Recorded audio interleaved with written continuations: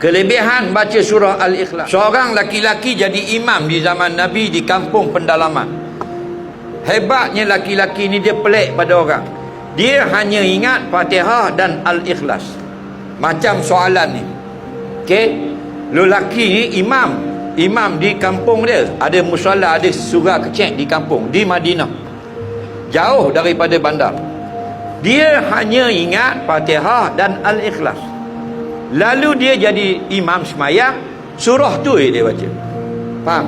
Lepas rakaat pertama semayang subuh, Al-Ikhlas. Rakaat kedua, Al-Ikhlas.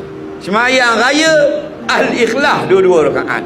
Semayang Jumaat, Al-Ikhlas juga. 7 tahun Al-Ikhlas saja baca. Tak ada surah lain.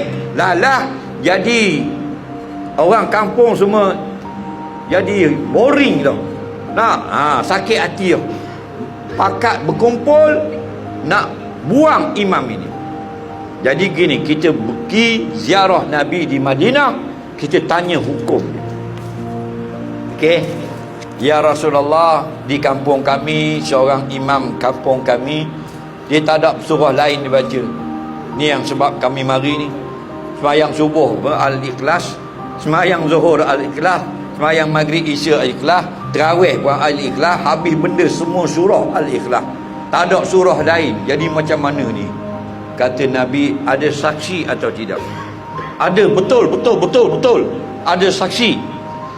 Kalau begitu, balik bagi tahu imam itu, surah itu akan pimpin dia ke dalam syurga nanti. Teguh balik ramai-ramai. Faham lagi? Nampak? Mana teruskan surah Al-Ikhlas sampai mati.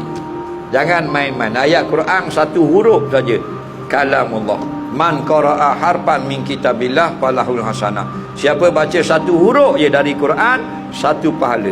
Al-hasanah bi asyri amsalihha. Satu pahala akan digandakan 10. Siapa baca bismillahirrahmanirrahim, dia mesti dapat 190 pahala. Nampak? Kerana bismillah ada 19 huruf. Siapa yang baca Fatihah sekali, dia akan dapat 1560 pahala. Kerana Fatihah ada 156 huruf. Nampak? Tak apalah surah apa pun yang kamu ingat, nombor 1 yang wajib Fatihah.